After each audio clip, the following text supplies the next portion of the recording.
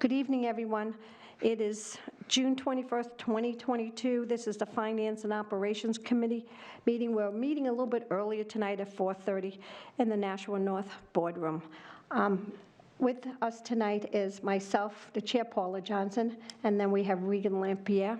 Also, we have Sean Smith, Greg Rodriguez, and we're going to have Chris Lassard with us, and we're just waiting for Mr. Donovan, but in the meantime, we're just going to start the meeting. Okay, so which IT purchases? We'll start with you. Thank you. Mr. Rodriguez. Thank you, Ms. Johnson. So we're going to start off with just talking about briefly the FY 2022-2023 desktop purchases. So the district is seeking to purchase 318 HP ProDesk 600 G6 model desktops as part of the refresh plan to replace the older model G1 desktops that are currently 6 to 8 years old, depending on the year of purchase. So it is the recommendation of the IT department to purchase these through IT Insiders for the amount of $194,139. This was by far the most competitive bid by $50,000. So it is the recommendation of this of the IT department to purchase from IT Insiders. So these computers are 6 to 8 years old? The G1s are 6 to 8 years old, correct. And these are the models that will be replacing them. So And how many? There was 318? yes. Yeah, according to the this month's price of the desktops, we figured in we could, with the 195, I believe it was in the budget that we had for this, this is how much we could buy for $195,000. And this is from the current budget, is that it? Yeah, operating budget, correct. Current operating budget? Yep. This is what you have left over that you're going to use before you lose it? No, this is for FY 22-23. 22-23? Yeah. So we will be purchasing these after July 1st. After July 1st? Yep. Okay. Yep.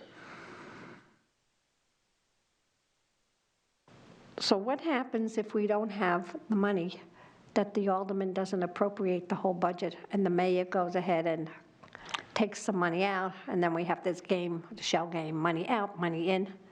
Yeah, that's something we'll have to work with Mr. Donovan with, if we have to reduce the amount, but this is the top of the line that we would purchase our desktops with, would be the $194,139. Okay. Ms. Lampier, do you have any questions?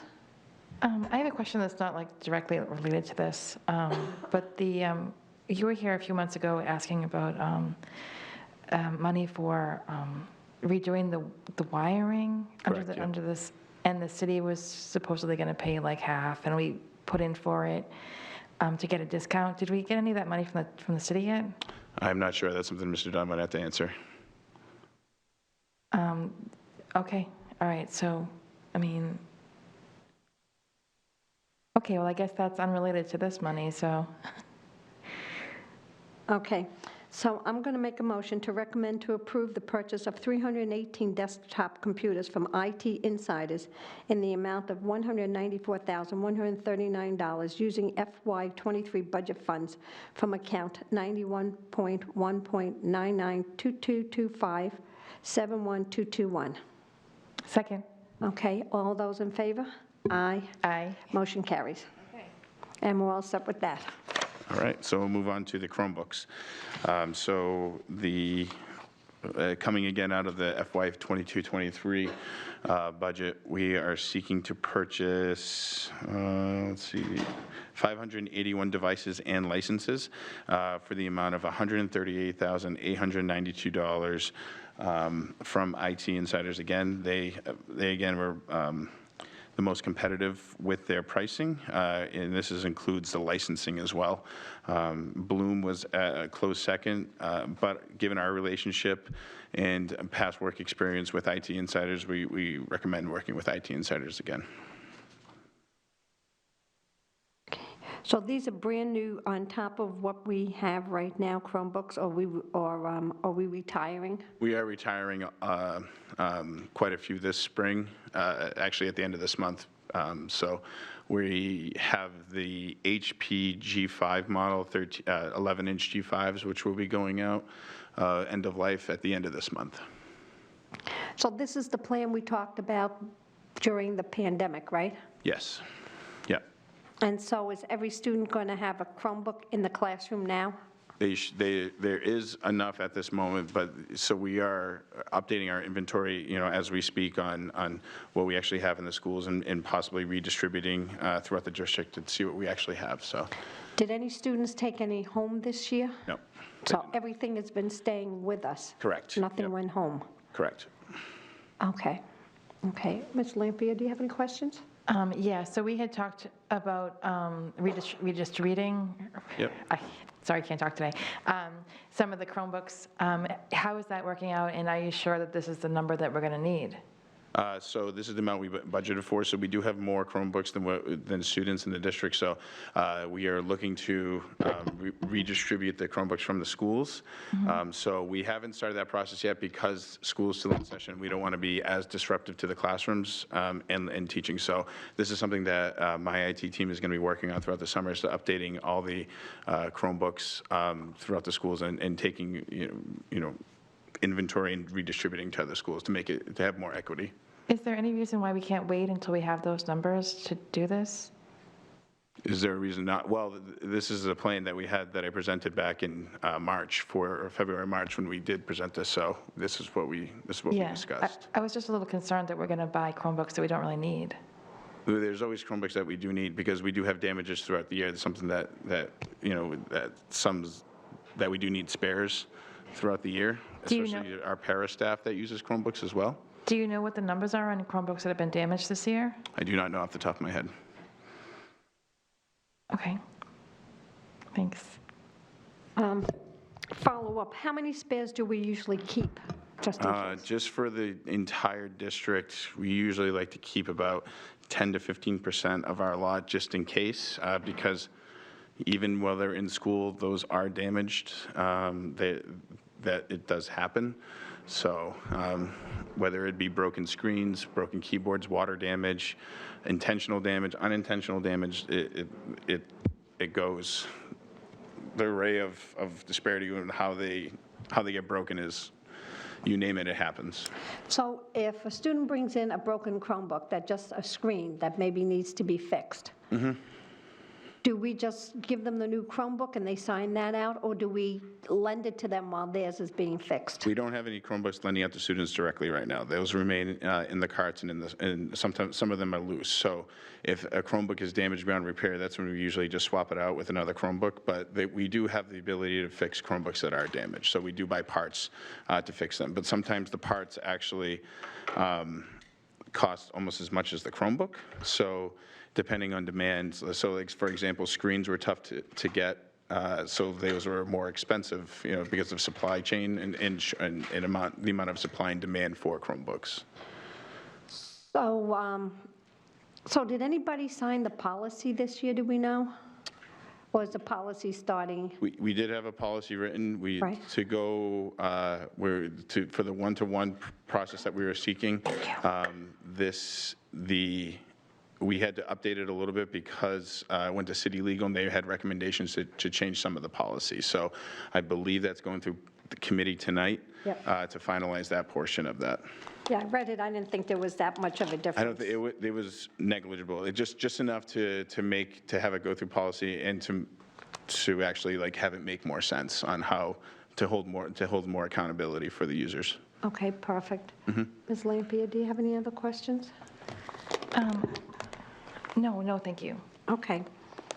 With that being said, I'm going to move to approve the purchase of 581 Chromebooks licenses from IT Insiders for $138,892 using FY23 budgeted funds from account 1.992225712221. Okay. You seconded? Oh, yes, second. Okay, all those in favor signify by saying aye. Aye. Aye. Motion carries. Excellent. And that's it for you, right? All right. That was easy? That was easy. Okay. Thank you, you too. Next up, Mr. Donovan, do you want us to do the sped contracts? Sure. Sorry I was late. I got accident on the highway Yeah, I coming. caught that on the way over, too. And I apologize, I have a little bronchitis here I'm Oh. trying to get over, so No problem. hopefully I won't sound too bad, or, No need to apologize. okay. We are what we are at this point. That's exactly right. Okay, yes, so the special ed contracts, there are 3 of them here. The first one is with Clark Associates, and they provide the occupational therapy, or the so-called OT services, to our special education students per their IEP.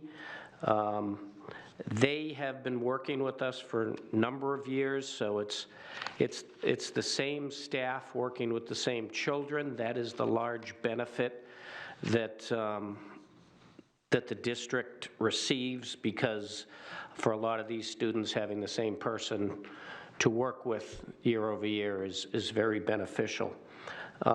Their increase, just a couple things about the contract. It's a 1.5% increase in their hourly rate, which is very reasonable. And the way we write this contract and the next one, which I'll speak to in a minute, is that we cap them. So the way the motion reads, at $872,917. If you look in their contract, they project a cost of $883. So it's about $10,000, $11,000 higher. If they get to the point where they do have an increase of the 872, it's required for them to reach out to us, to our special education manager, and she will then review it. They're obviously reviewing it month by month as the year goes on, so they sort of would expect. But if there is an increase, before they can spend it, they have to get it approved. Historically, when that has happened, it did not happen the past 2 years, but it has happened in the past, and when that happens, a lot of times they can use some IDEA funds that may be excess at the same time in the year.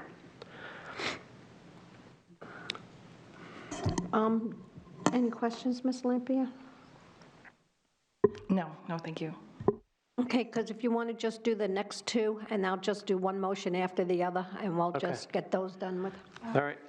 I actually was going to have some questions about Clearway, and the questions that I have Well, let's do I'll do ABC, then Clearway, and then you can. Okay, thank you. Okay. So ABC is the physical therapy, same thing. We've been using them a long time. They have the exact same contract. If you take a look at it, these 2 firms work closely together, and they've sort of copied each other's contract. They requested an 8% increase because of their staff. I spoke to them and said that's probably more than we would like to have. So we've agreed at this point on a 5% increase, which is the same amount that they had last year. And when they get their increases, they've been doing it, excuse me, by sort of full dollar amounts. So they're going from 78 to 80. Excuse me. So, but we have capped theirs just like we capped the other one. And as I mentioned before, this is another group where the staff is the same people. So that familiarity is something that the special ed department likes to see. Any questions on this one? Okay, so I'm going to do back-to-back motions on this, and then we'll go into Clearway.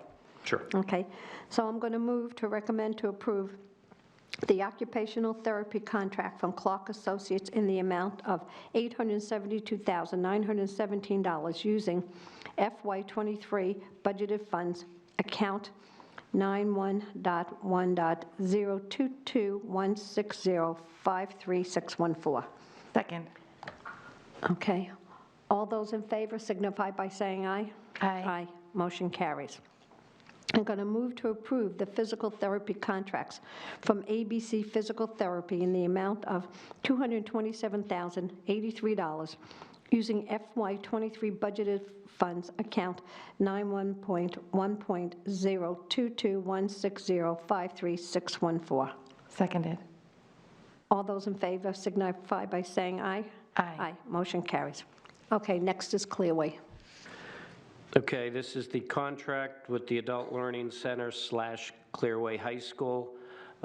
Most people are familiar with this. This is where students that have, I'll use the word issues, I don't know if that's the right word, with being in the large environment of our high schools. This is a much smaller program. There's between 40 and 60 students at any one time of ours at this program, and it's a way for these students to work slightly shorter days and just in a totally different environment. It's been going on for quite a while. We also have a small special education group so there are a few special education students that do go to this program also. Typically, the last few years, it's been about 4 or 5. But this is a way, a total different environment and a way for these students to sort of get through and get their high school diplomas. The rate is the same as it was last year. Ms. Lamprey, you have any questions? Yeah, so I want to ask, first of all, who are the kids that are going here, and why aren't they able to go to Brentwood? It's sort of a different kind of student. These students, it's hard for me to speak about special education students. I don't Well, know a lot. that just says it right there, that's special education students. Yeah. So, But these aren't all special education students. These are some students that just find it much more comfortable for whatever reason to be in a much smaller environment. And they're able to get their studies completed in this smaller environment. would Brentwood be a good fit for them? That's a little bit, those are all special education students.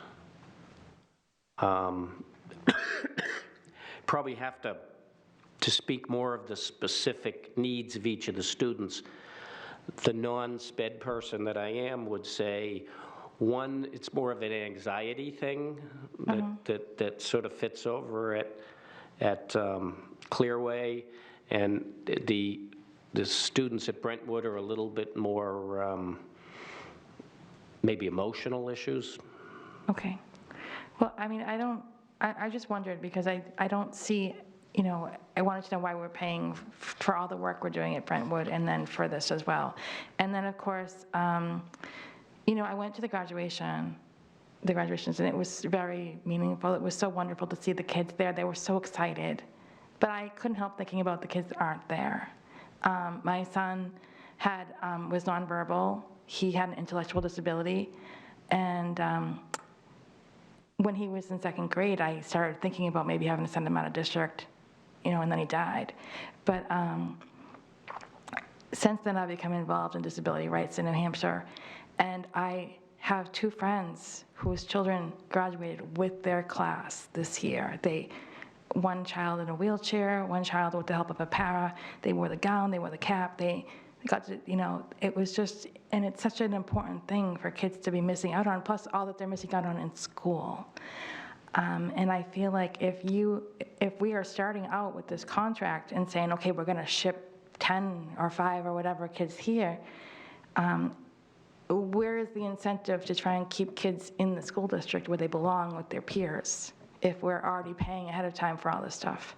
And I know that this might not be, I'm going to vote for this. I don't know enough about Clearway. I'm just starting out, but I did want to mention this.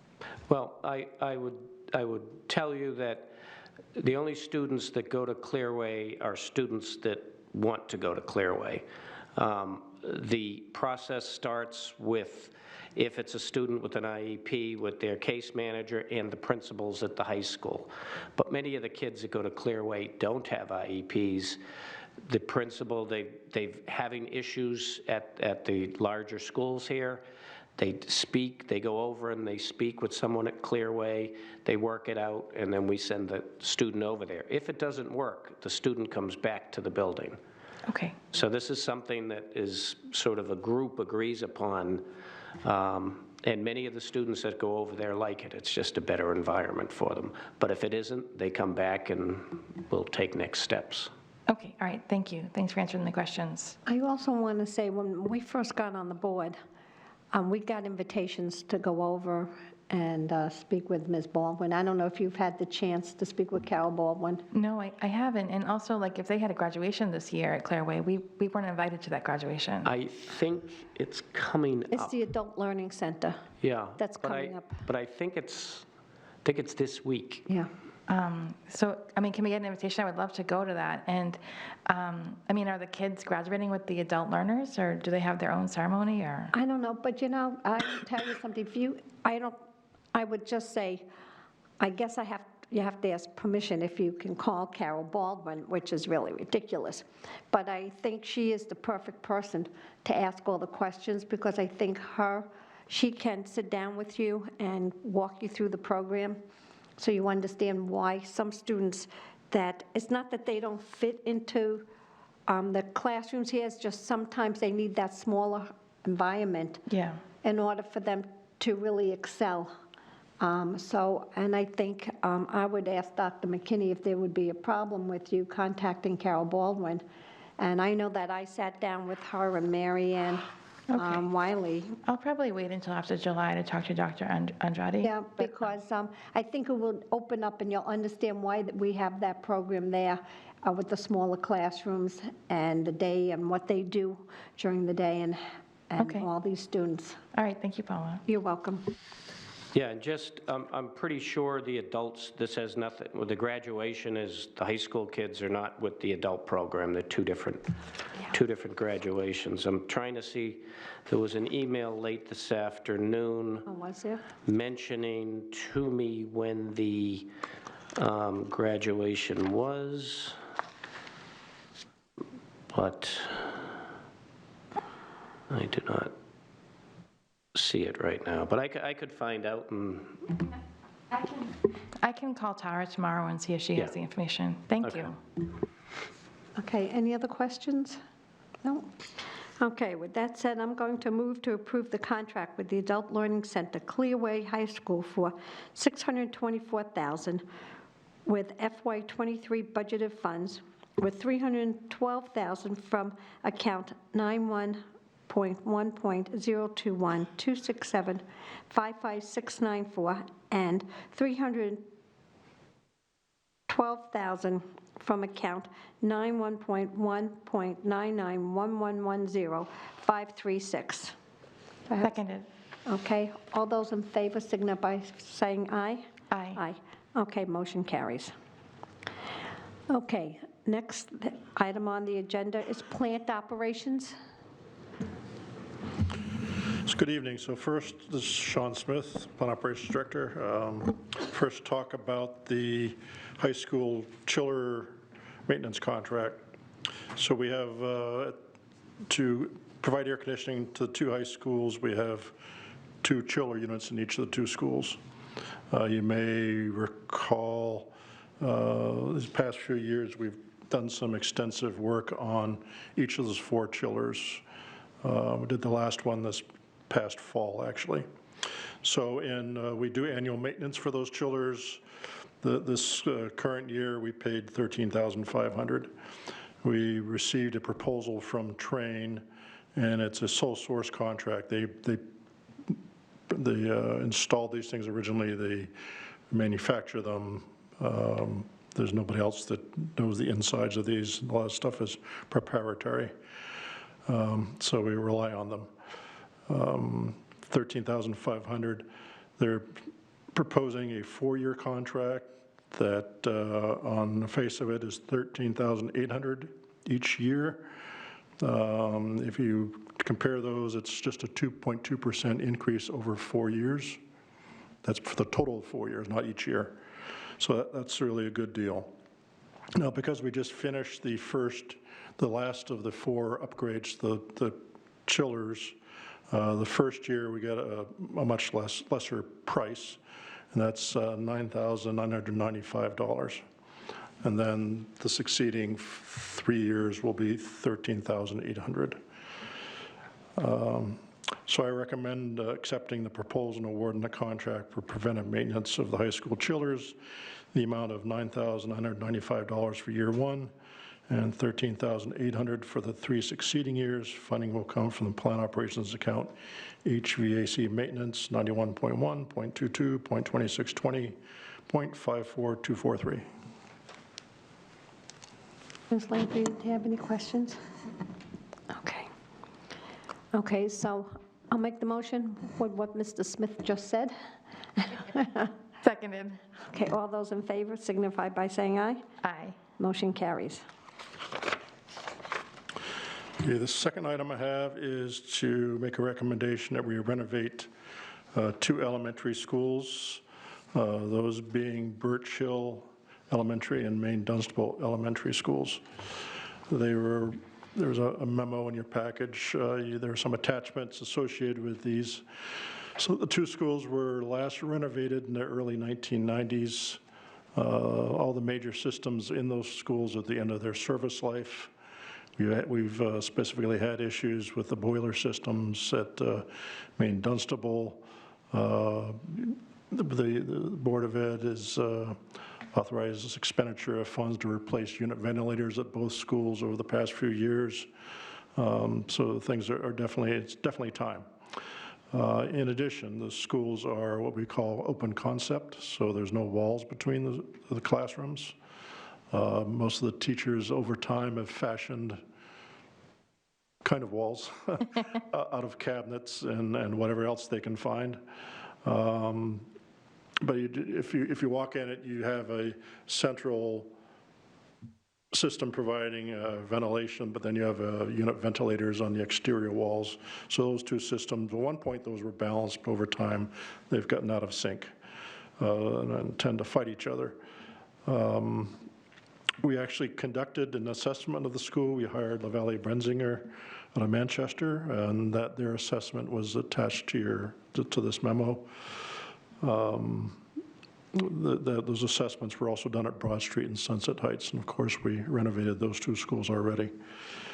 Part of that assessment was an estimate done by Harvey Construction at the time, and I asked them to update those estimates based on really 2 things. One, what they saw back then, but also their knowledge of how we've gone about renovating schools since then. If you looked at, I know Ms. Johnson will remember this specifically, if you looked at Charlotte Ledge Fairgrounds, those renovations were strictly mechanical in nature. And then as we've done Broad Street and Sunset Heights, we took a more holistic, across-the-board look at renovating the schools. So they updated their estimates. Those estimates are attached to the memo. And then the final thing I did was to add those construction costs that Harvey provided. That's considered hard construction. So all the other costs that go into this are what we call soft construction. That's paying for the architect, paying to hire an industrial hygienist for any hazardous materials that are encountered, for testing services, for temporary storage, for security upgrades, commissioning, which is having a third party come and look at the new HVAC system. So all those things, estimates for the 2 schools, there's a spreadsheet attached, come to approximately $32 million.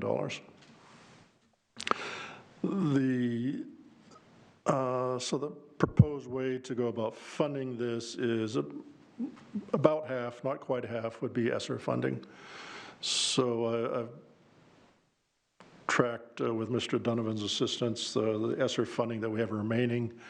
Over the past month or so, that has come into focus, and we have something we have about, I want to say 16,500 that's not spoken for, but we still have Ledge, Charlotte, and Fairgrounds. Those, you've already approved those projects to add air conditioning to the back wings. So we were going to do it this summer. We pushed it back to summer 2023. Those are being funded with ESSER funds. That takes $1.5 million off what's available. So the 15 million is what we'd put to this. So that means the city would have to come up with about 17 million in bonded money. I've discussed that with Alderman Dowd, who chairs the budget committee, and he's checked with the city CFO, and it's already in the bonding plan to do that. So it's taking advantage of it's leveraging the federal funds that are available with the bonded money, and I think it's a good use of those funds. So there are some deadlines also associated with doing that. The ESSER, we call them ESSER 3 funds, which these would be, are supposed to be pretty much allocated by the fall of 2024. So there is a very hard, fast deadline that we have to, that approaches fast. Consider when you do a construction project, you have to hire an architect, you have to hire a construction manager, you have to have the architect do their design process. Once design is complete, the construction manager has to go out and bid that out to all the subcontractors. All the subcontractors then come back to the construction manager. They go through what they call a shop drawing process.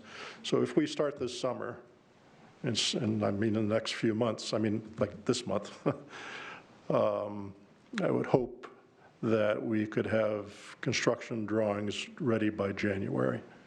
We don't want to slide into the spring, because by then all the construction people are already spoken for.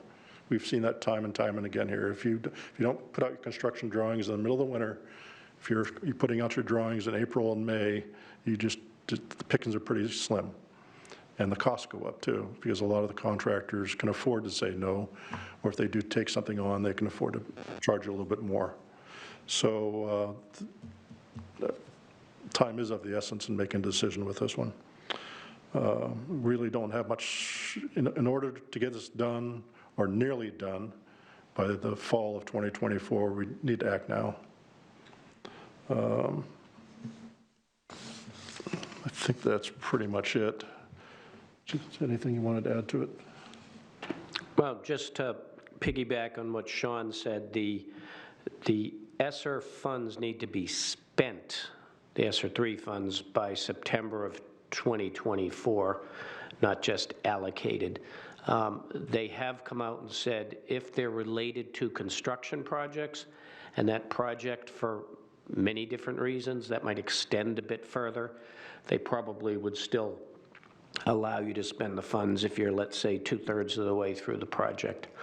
But this is I think a good use of ESSER funds in that it's improving the HVAC at these schools.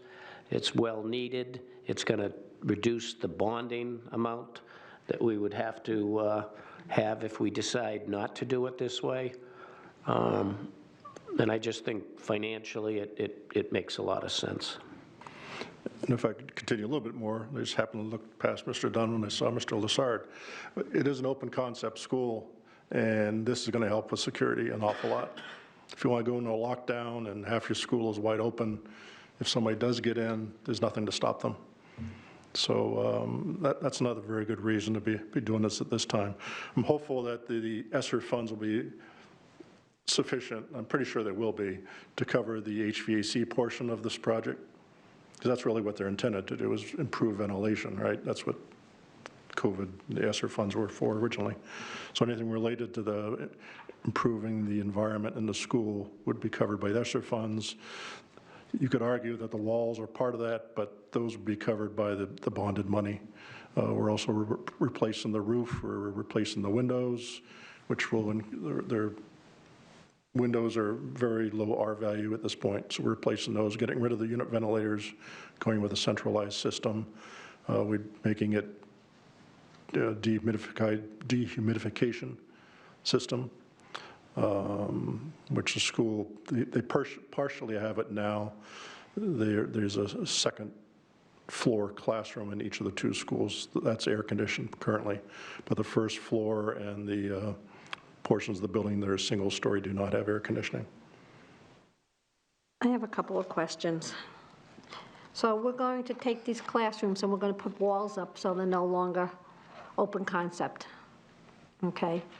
I don't know why they ever did that back when, but I guess just now people take the walls down in their homes to make open concept, so we're putting it up. We're using old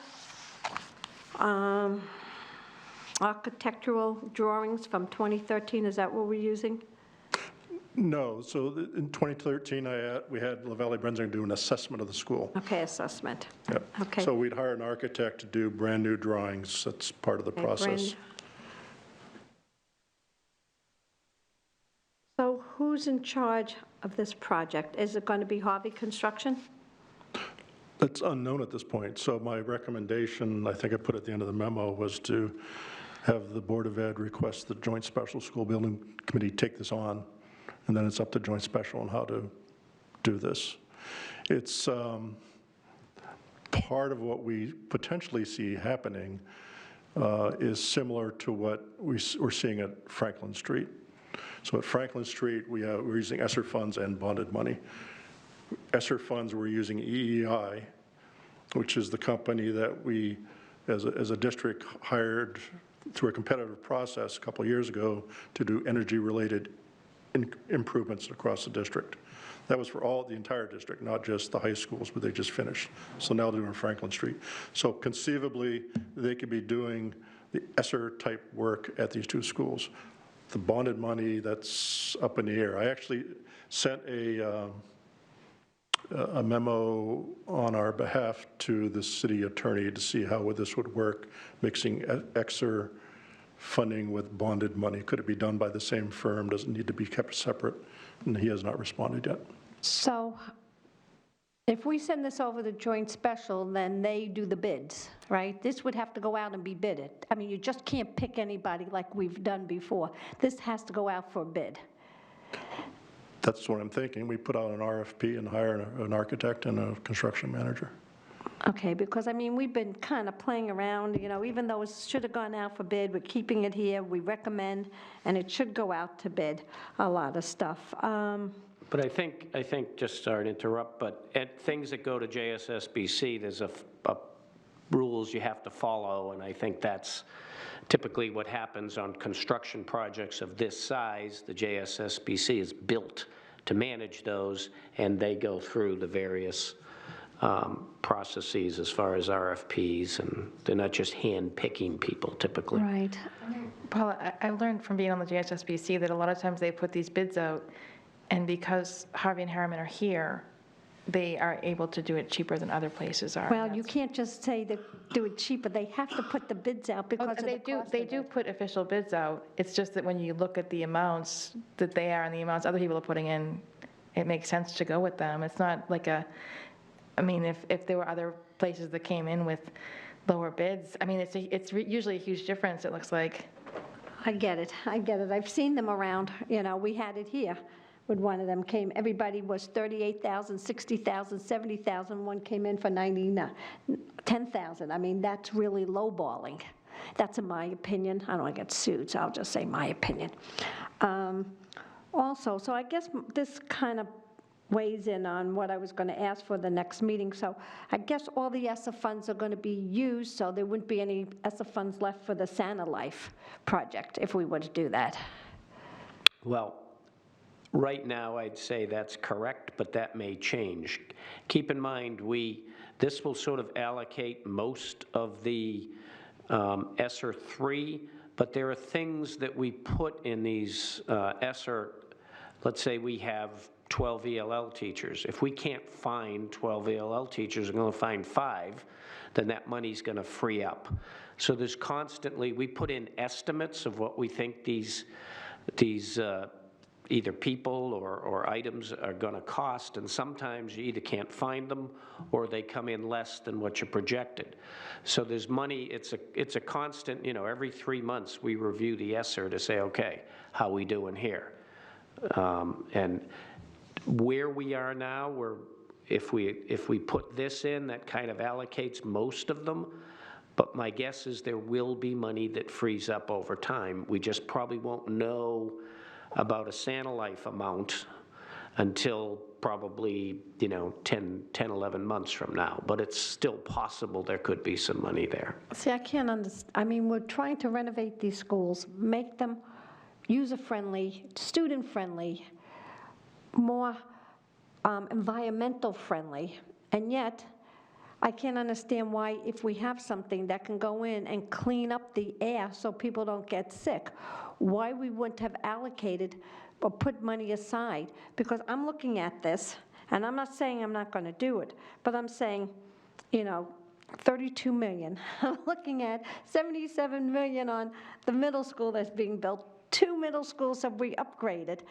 A performing arts center, I don't know what we need that for. I can't figure that out yet. But I'm looking at all this bonding. Somebody's got to pay for it, and I'm looking and wait. It hasn't even really hit yet. The cost of gas, electricity's doubling this year. The heating gas, the oil that's going to be to heat your homes, the gas to put in your cars. How are we going to pay for any more of these bonds? I mean, it's just so much you can stretch people thin here.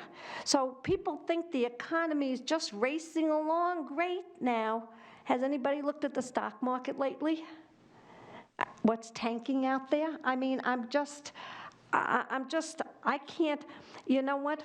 I know what we need to be done, but I just can't consciously say, just go ahead with this with the bonding. I think I need to see what's going to happen.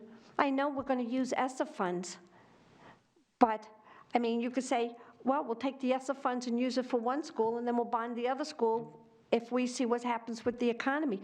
Because what happens if people can't afford to pay their taxes, and they start going under? So that's my thought. Mr. Smith? Going back to your original thought, Santa Life, Mr. Donovan and I discussed it. Santa Life was in actually it wasn't my office, it was a Zoom call. They asked if they could come to this meeting, and we discussed it. You have a full agenda tonight, and you have another meeting right after this one. So Mr. Donovan felt that we just didn't have time to really discuss it thoroughly enough, and I get it, it's already 20 after. So we thought we would push them back July, August, whenever your agenda's a little bit thinner, we'd bring them back, and they have a proposal for us. It doesn't, we could wait for the ESSER funding to shake out at some point. They had a leasing proposal actually for us. I haven't seen it, I don't know what it involves, but that's just another way to potentially pay for it. Here's my concern, I don't want to interrupt. Here's my concern. I don't want to, I don't think they're going to shut down the schools anymore, but people are still afraid of the COVID. I mean, I'm at the point now that it is what it is. We're going to have to live with it. We need to hopefully move on and get a hold of our life again. I mean, we get kids that have strep. We got kids that always have colds. And I'm just looking at health-wise, if we can make the classrooms and the schools a little bit healthier so they can come to school and we don't have problems, that's how I kind of look at it. We're doing all this work, the HVAC systems, we're cleaning everything up, and we could do all that, but if the kids are getting sick and they can't come to school, then we've poured all this money into, I kind of look at the big picture, so I'm hesitating about this. Ms. Lampier? I think that we should send it over to JSSBC. I know that that's the alderman and the Board of Education working together, and they can hash out how this bond is going to be done and how, and with the prices going up and stuff, that's something that Alderman Dowd is very conscious of. He talks about it at every meeting, about how the prices of gas and the price of construction materials is going up, and it's causing, it might make us change our plans, but I think that we won't know until we get it over to them, to have them look at it. Here's my problem with this, is that you could send everything over you want to JSSBC, and the cost of the materials and all this. But if the taxpayers can't pay for this, my assessment's going up this year because everything that's being sold, and I expect it to be. So if my assessment goes up, how much is my taxes going to go up this year on my home? The alternative is not to do the work at all, and they need a new boiler, and they need new air, they need new HVAC. And the security issue that Mr. Smith brought up is really important. Without those walls, if someone comes in there and tries to hurt the kids, I mean, there won't be anything stopping them. I will vote to send this, are we going to send this to the full board and then to the JSS? Yes, I will vote to send this to the full board. Okay. I'll be fair enough on that. But I have a lot of hesitation here because of the cost factor and all the other costs that are going on out there right now. Makes sense to me. So I'll make a motion to send this over to the full board for their approval. Second. Okay, all those in favor signify by saying aye. Aye. Aye.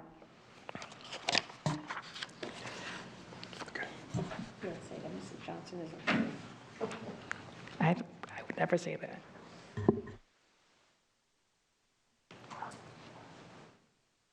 Anything else, Mr. Smith, or do you have any? I just asked him if he can stay for a minute. Okay. This is the hand carried. That's so big. We'll spend forever going through it. Yeah, we actually have one more thing involving me at the end of the meeting, and Mr. Lassard. I'm going to ask that if next month's agenda is light, not very heavy, that we bring Santa Life back in. Thank you. Next thing on the agenda.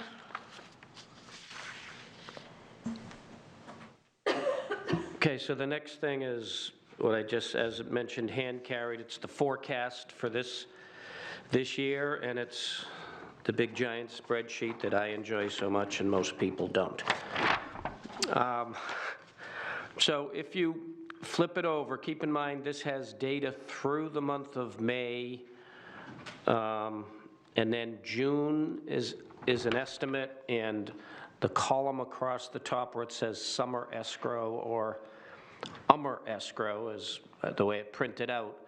Those are costs that are related to this school year that won't be paid until the summer, most of which is payroll dollars. So if you flip over on the back and the little box on the bottom, basically the projection as of this point, I'm saying that we will have an excess of 1.671 million. Okay, so, and then I'll go through and you can see basically where that came from or is coming from. So flip back to the front page and you see on salaries and wages. So if we look, I won't spend going through every single line item, but we'll go through each of the categories. So the first category, the salary and wages category, if you look 3 columns from the right where it says remaining, and you slide down to the dark, it's showing most of that 1.671 is in wages, okay? So why is that in wages?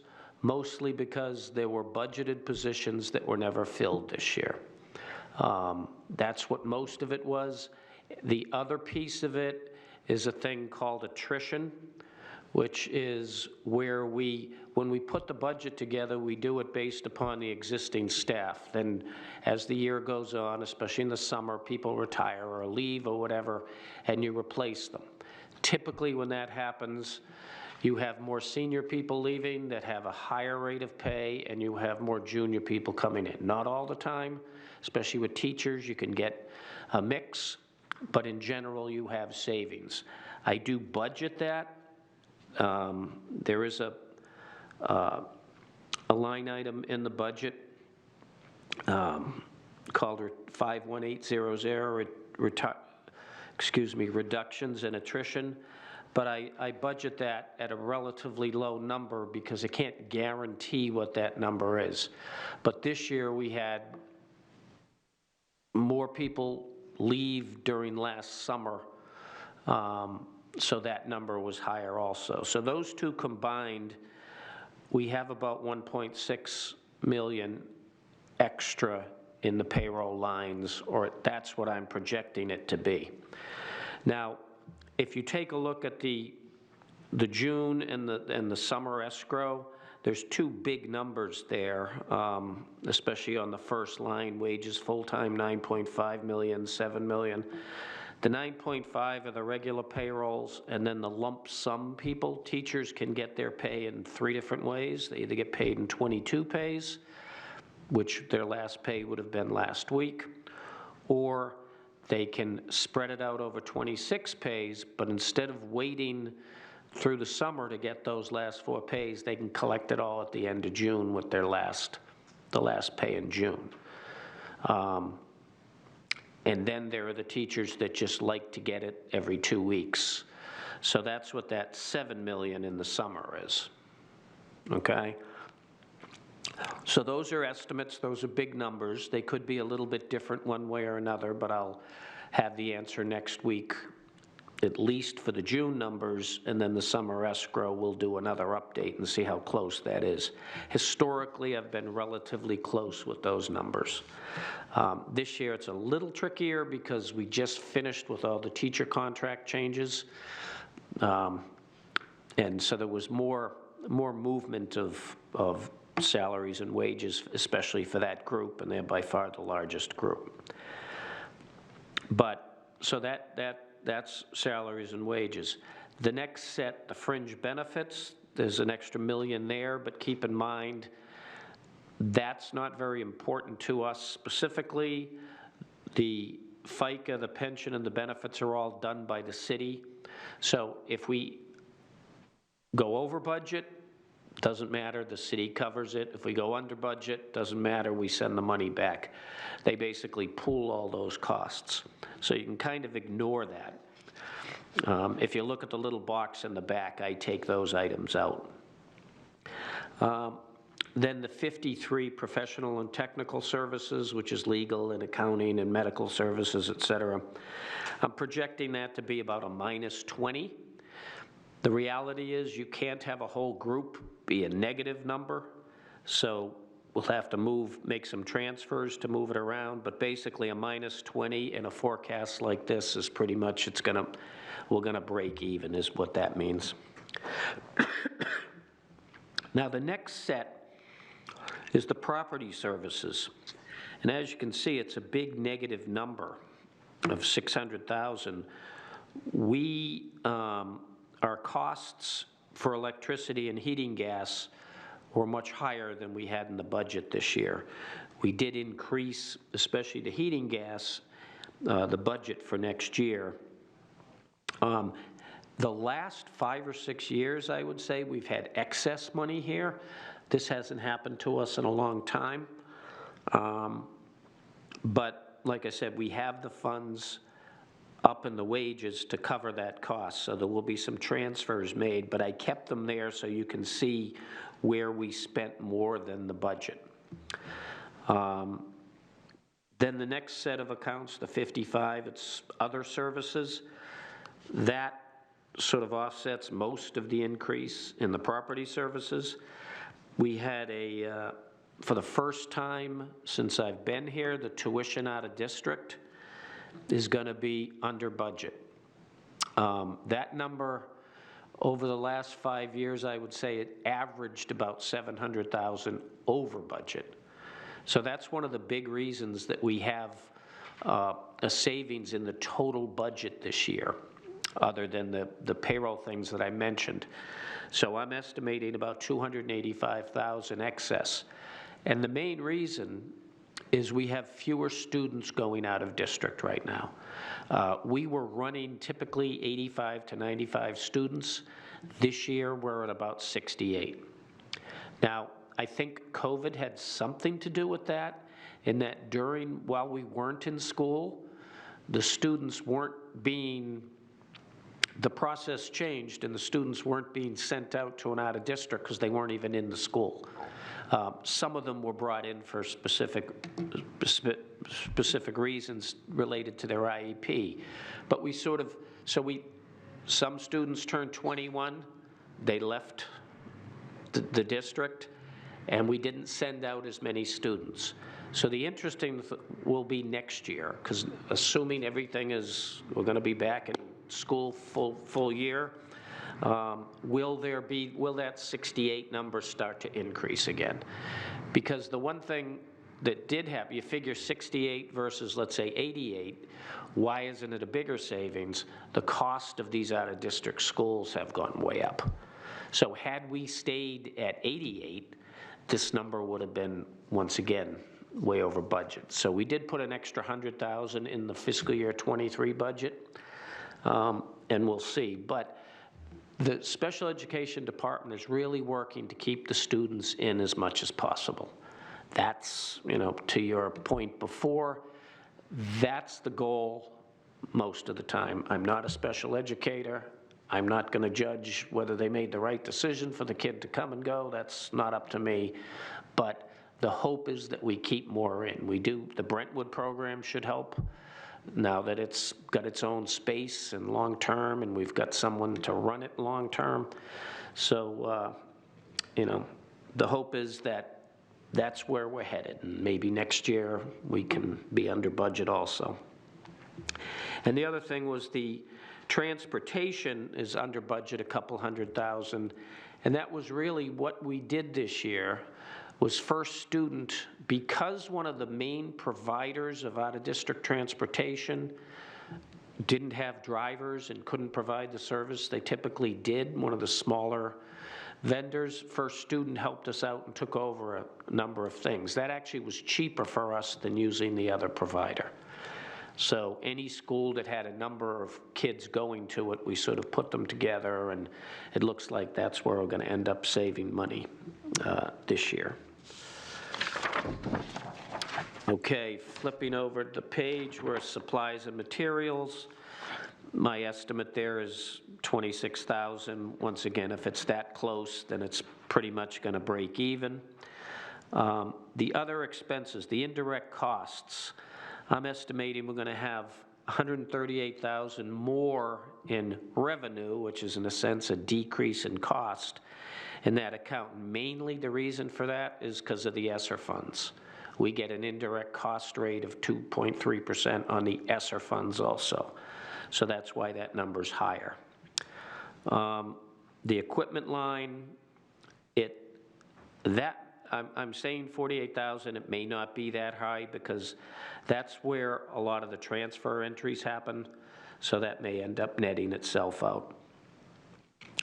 So basically, when it all comes down, it's the 2.690 on the top of the box, but then when we take out all the benefits, it's 1.67 million. Now, any questions on that before I talk about the smaller sheet? So, given the fact, with this new budget, have we put enough money in for electricity and heating, the way things are going? Or do you think in 2023 we might be underwater? We increased the heating number, so I think we'll be better there. The electricity, the key to the electricity, we do have a 3-year deal that we're currently in now, Sean. It's the beginning of it, where we've locked in a rate. Okay. And it's like 7.5 cents or something. So that's a very good rate, especially with what's going on now. That doesn't necessarily, the cost of delivering the electricity may increase that we have no control over, but the cost of the supply itself, we should be okay. And we're going to have a full year of the energy savings that we put in at the 2 high schools, so we expect to achieve those full savings. So Sean, do you think saying anything out of? And a full year of solar on the roof of the two schools will help, and we've already shown that we do achieve savings there. I actually got asked for some information from Eversource, and I got it today. So we will, because we're locked in with our rates for most of our schools, we won't see much of an increase as far as delivery goes. The place where we may get hit are the two solar schools, amazingly enough, because when the sun goes down, we're not producing electricity, we have to buy it back from Eversource. So those two schools are where we may get hit a little bit. But in the grand scheme of things, how much money we spend on electricity, I think we'll be okay. Okay. I just wanted to make sure. Any questions, Ms. Lampier, so far? No, not today, thanks. It's a lot to digest. Yeah. And I'll bring one more final forecast, and maybe I'll be able to get that out in advance, because I won't have to, I wait until last minute to make this as accurate as possible. For June, I won't have to worry about that as much, but you will see one more forecast, and hopefully you get it in advance, and you can... Pick it apart line by line. If you want. Column by column. Yeah. We could have lunch together and rip it apart. Sounds like fun.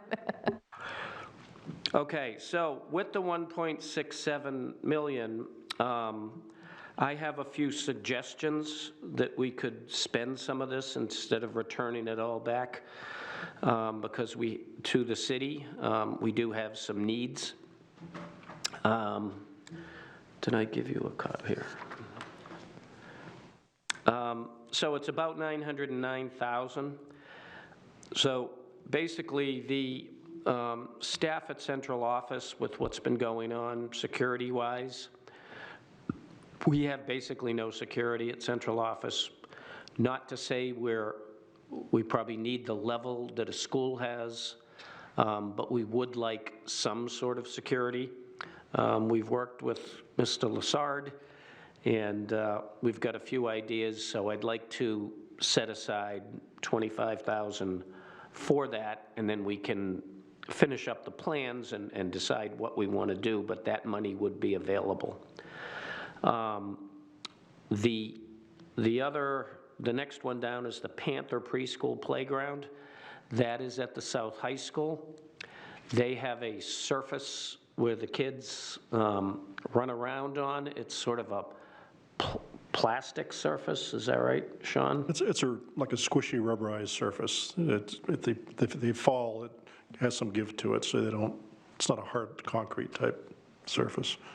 So that's been there for a long time, and it's really kind of fallen apart, and I think our playground expert, Mr. Lassard, says it really needs to be fixed. So this would be a way to use some of this funds to get that fixed. That would not be covered, even though that program's associated with the CTE, it would not be covered by Perkins.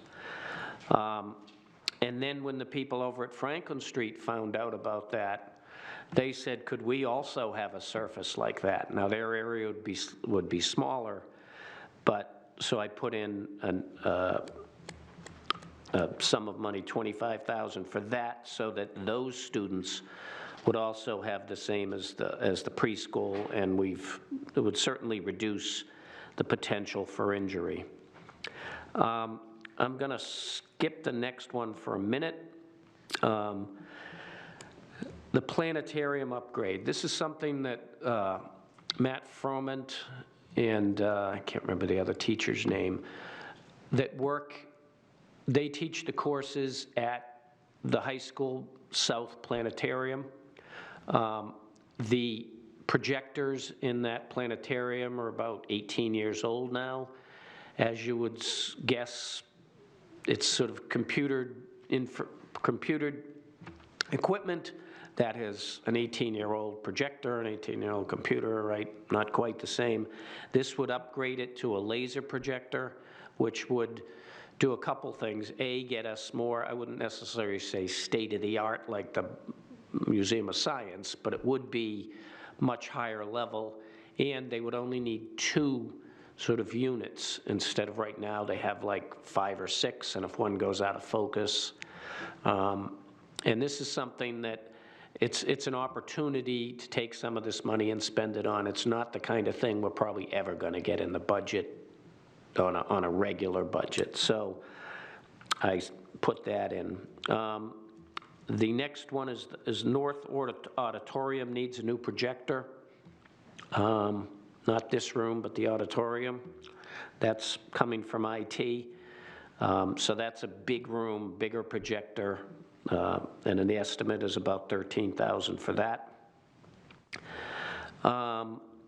Okay, then the next one is the track at South. Now, we've already approved that track, and when we approved it, we were about $100,000 short of what we needed. So I said, I'll see if I can find that amount.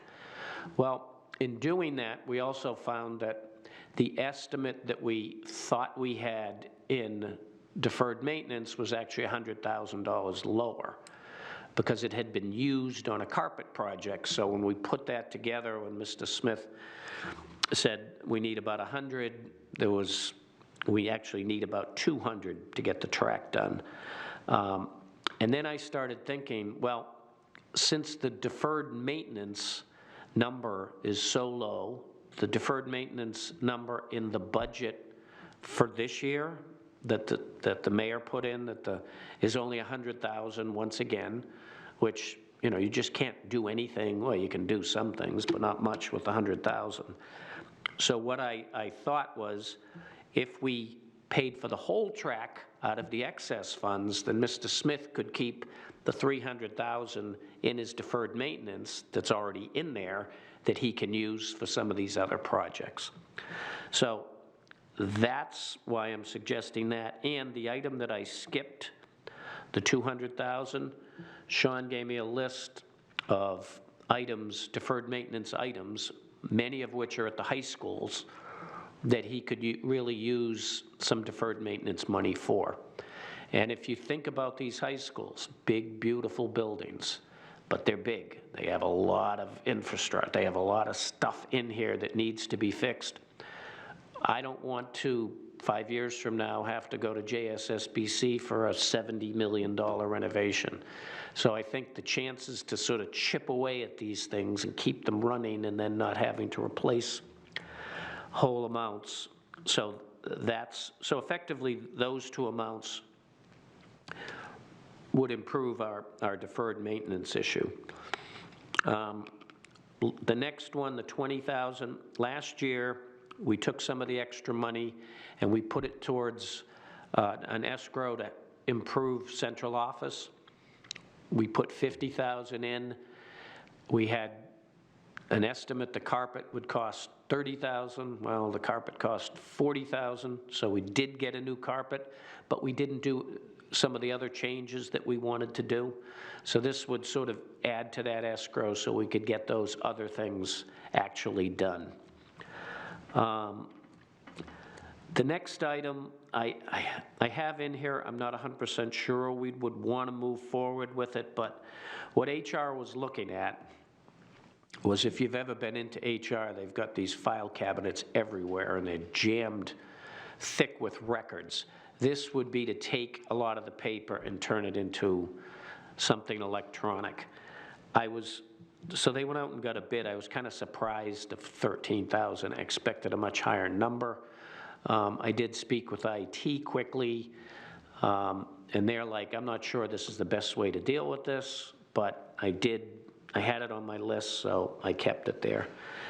And then the last item listed here is, a couple years ago, we put together kits with tourniquets and a lot of safety supplies that are in each and every classroom in our buildings in case something tragic were to happen. And they're encased in these plastic containers that probably wasn't the best choice to choose plastic containers, but we didn't have that much money. We used those. This would be to put them in a better container. Mr. Lassard's done some work on that, and this would get us in a solid container so that, I believe they're attached to doors, Chris, is that right? Mounted to a wall or door. Yeah, So this would give us something much more secure. So all of those items equal 909, and those are sort of suggestion of areas to spend this money. The one thing about this money, we do have to sort of make this decision, by today/next Monday for the full board, so that, because the year is coming to a close, obviously, very quickly. So you have, when I did the math, you have $761,859 left over from the, Based on my estimate, so yes, you got to have a little fluff in there one Right. way or another, yes. from the 1.6 to the 909,000. Okay, so I'm going to throw this out.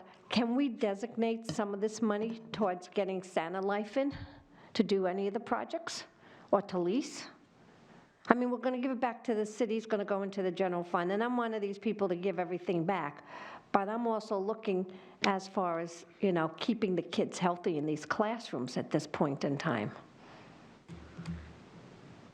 We could look at that. I mean, I guess, let's say, we'll just use the number 600,000 for that. The cost was 2 million, so for 600,000, would one option be pick 6 schools, let's say, and put it in there? Or do you? Yeah, it's $1.20 a square foot, so like a high school, you'd be around $500,000 right there. But if you chop it up into elementary schools, you can get more bang for the buck, too. I mean, I guess the question is, who's the ones who have the most germs? Is it the high schools or is it little kids? I mean, being a grandparent now, and I remember my kids always being sick. I mean, I'm looking at my grandson, you run after them with the tissue and the arm comes out, and then there's the germs that are spreading it immediately. So I guess you take a look at that and then you say, okay, if we get this going, can we lease the rest of it for the other schools? So I'm trying to figure this out because, to me, after having our students being out of school for a year, and then, with the Zoom and the hybrid, and to me, the most important thing is to get them back and let's make sure that they're healthy and they're in school every day, and our teachers feel safe and, the whole thing. So I'm just throwing this out to you, as something else to kind of look at. Well, yeah, since, I mean, if you want, when this comes back on Monday, I mean, you could sort of approve to send this to the full board, and then I could get more information there, and on Monday, I may have a more updated, I can have a more updated forecast, which might cement that 1.6 million one way or another, so we could do that if you'd like. Does that sound good to you? Yeah, it does. I do have one question, though, about this money. How does this work? If we don't spend it, if we don't have it accounted for by the end of, July, it goes back to the city? Yes, so any money in an operating budget, it gets approved, given to each department. So let's say you have $1 million. If you only spend 900,000, then that money then reverts back to the city. Okay, now, and they can spend it on something else. They can use it to reduce the tax rate. They can do all kinds of different things, but it's really up to the mayor, the mayor and the Board of Aldermen what to do with it. Have they ever used it to reduce the tax rate? At some point. Not a lot, but it's called, if you don't use it, you lose it. Yes. That's basically it. And I'm trying, and I'm one of these fiscal conservative, very, Yeah. but I'm looking at the fact that our students have been out of school for so long. I'd like to keep them in and keep them healthy. And if this is a way by cleaning the air and having our faculties, our teachers feeling safer in the schools and the parents resting them assured that, they're going into a cleaner environment, then I think that it's something that, if we give it back to the city, they're going to use it on something. I mean, it's going to go, and I'd rather see it be used on our students at this point in time. So that's why when I did the math, you know me, Mr. Donovan, I come up with suggestions that maybe this is something that we can get going on this if it works. You know, or maybe they can give us a better deal again. I keep saying, maybe we can get a better deal. I like the breakdown that you did of all the things that really are, that will really make a difference in the quality of life for the little kids and stuff. So yeah, I mean, I would be okay with sending this to the board. So I'll make a motion to send the FY22 excess spend options of $909,745 plus $761,859, give or take, for Santa Life, if possible, to the full board for approval. I didn't get that last part. Okay, with $761,859, give or take, 671,000? $761,859. That's the difference between the 1.6 and the 909. Also to the full board for approval to possibly use for Santa Life. That will be part of the motion? Yes. Okay, I second it. Okay, all those in favor, say aye. Aye. Aye, motion pass. And the financial and transfer reports. Okay, since we just sort of went through the forecast, that's kind of the same as the Yep. financial report. And then the transfers, there's a ton of them. And most of these, I usually go through them all, but there's so many, we're running a little late here. Most of them are simply schools or departments moving money around so they can spend their allotment at the end of the year. So why don't I'll just go through quickly and pull out the ones that aren't that, and there aren't too many. I mean, the first three are all athletics related, and I see someone in the audience that knows all about that, but she's the queen of moving money around. And then there's the CTE group. The next one, there's $50,000. Remember, we just switched from paying our own subs to going to ESS to provide the subs. So all this is it's taking it out of labor and moving it down into a contracted service line because we're no longer paying them, the service is paying them. So that's just doing the correct accounting. Amherst Street, Technology Center, Pennachuck. Mr. Donovan, just getting Yes. back to is ESS, right? Yep. Are we all set with them? Are they all ready for September? They've already started, actually. Okay, So they've started, it's, with anything new, we've had a few bumps here and there, but the key will be how they do next year. okay, But it is actually in place right now. okay, thank you. Brentwood, South. I mean, if you look at like the Sunset Heights one, you can see that, they transferred pennies from every single account. Elm Street.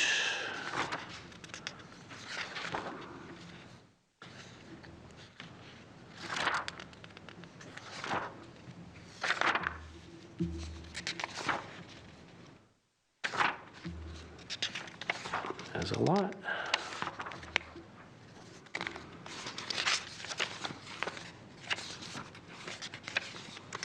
Yeah, it's pretty much all just the schools moving money around, except for the very last one, which is $100,000. We took that out of some of the extra money we had in payroll, and we moved it down to, it says here the telephone budget, but it's not just the telephone budget. It's all the items in the 5500 series. Excuse me. Telephone was the one that was most overrun, but this was to, at this time of year, if a category is over budget, we can't even pay invoices because the system has a built-in edit. So this was just to clear that up, and then we could pay the rest of the invoices. So that's what that is. So if you want any more specifics, but it's pretty much people just moving around all those. Very typical for this time of year. I keep asking you every meeting, do we need to make a motion to accept it? This one you would, yes. Okay, I'll make a motion to accept the FY22 May transfer report. Second. Okay, all those in favor signify by saying aye. Aye. Aye, motion carries. And now, we have a non-public we need to go into? Yes. Okay.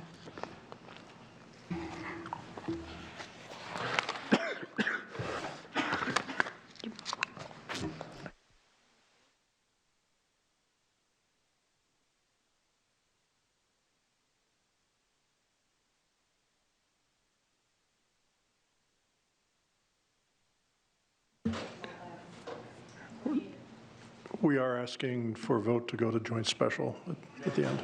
When you come, but the non-public part. Did you just say non-public? Yes.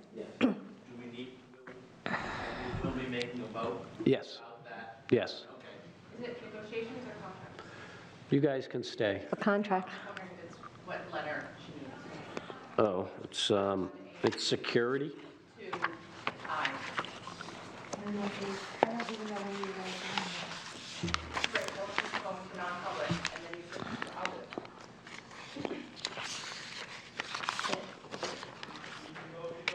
Not yet, not yet. I'm going to make a motion to go into non-public. I just need the RSA.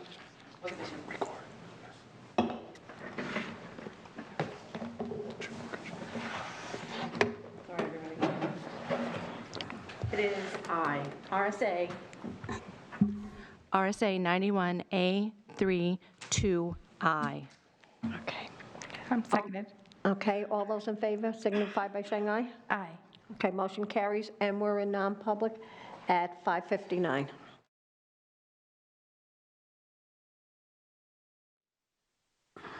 Okay, so it is now 6:30.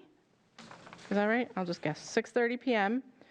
And so I need a motion to seal the minutes because it's determined that a divulgence of the information would RSA 91A333.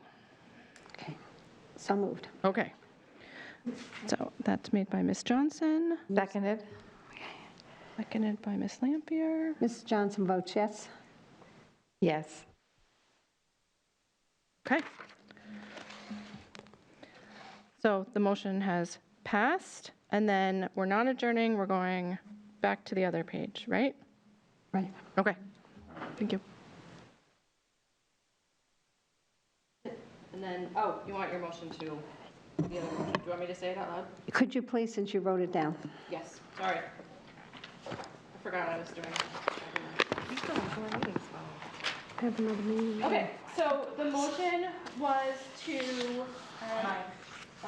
the motion was to send a security project to the joint special building, Special school building committee for review. Right. Okay, so moved. Second. All those in favors? Aye. Motion passes. That's all I got. The only thing else on this sheet is adjourn. That's it. So we're all set for tonight? Okay, motion to adjourn? Second. Aye, Aye. all set. We're adjourned at 6:35.